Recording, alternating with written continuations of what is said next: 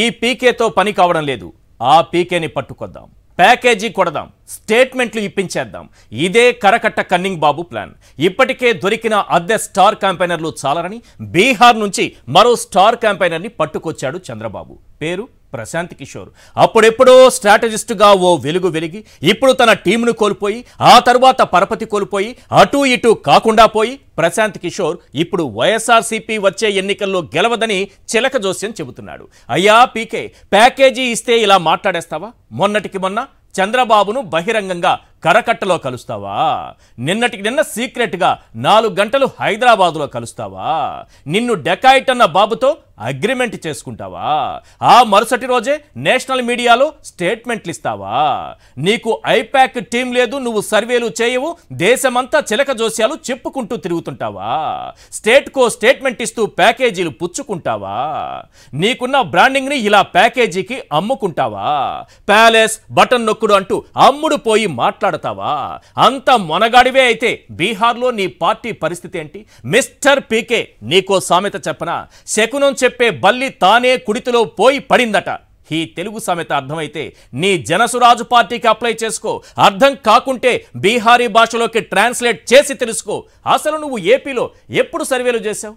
జనం నాడి ఎప్పుడు తెలుసుకున్నావు? పట్టుమని 10 రోజులు ఏపీలో ఉన్నావా?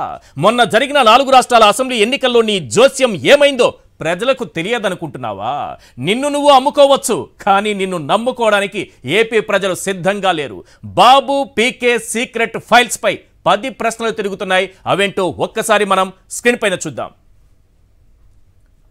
Right, question number 1. ఈ స్టేట్మెంట్ కు ముందు బాబును హైదరాబాద్లో 4 గంటలు రహస్యంగా కలిశావా లేదా? మిస్టర్ పీకే, ఈ క్వశ్చన్ నీకే. Question number 2. ఇలా వైఎస్ఆర్సీపీపై దుష్ప్రచారం చేయడానికి బాబుతో డీల్ కుదుర్చుకున్నావా లేదా? మిస్టర్ పీకే, ఈ క్వశ్చన్ నీకే. Question number 3. నిన్ను డెకాయిట్ అన్న చంద్రబాబుతోనే అగ్రిమెంట్ చేసుకుని స్టేట్మెంట్లు ఇస్తున్నావా లేదా? మిస్టర్ పీకే, ఈ క్వశ్చన్ నీకే. Question number 4. ఏపీలో అభివృద్ధి లేదు, ఉద్యోగాలు లేవని చెప్పడానికి నీ దగ్గరున్న డేటా ఏంటి, ఆధారాలేంటి? మిస్టర్ పీకే, ఈ క్వశ్చన్ నీకే. Question number 5. ఎల్లో ముఠా మాట్లాడే ప్యాలెస్, బటన్ నొక్కుడు మాటలు నీ నోటి నుంచి వచ్చాయా లేదా? మిస్టర్ పీకే, ఈ క్వశ్చన్ నీకే. Question number 6. వైఎస్ఆర్సీపీ కోసం పనిచేస్తున్న ఐపాక్ ను చూసి జలసీతో రగిలిపోతున్నావా లేదా? మిస్టర్ పీకే, ఈ క్వశ్చన్ నీకే.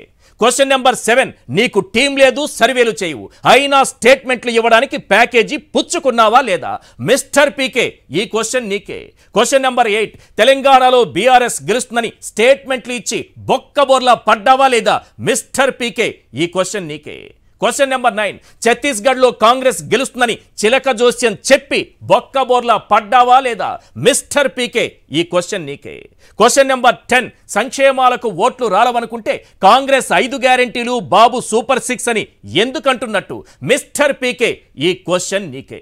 ఈ 10 ప్రశ్నలకు పీకే సమాధానం బీహారీలో చెప్పినా, తెలుగులో చెప్పినా, లేక అందరికీ అర్థమయ్యేలా ఇంగ్లీష్లో చెప్పినా ఓకే మిస్టర్ పీకే.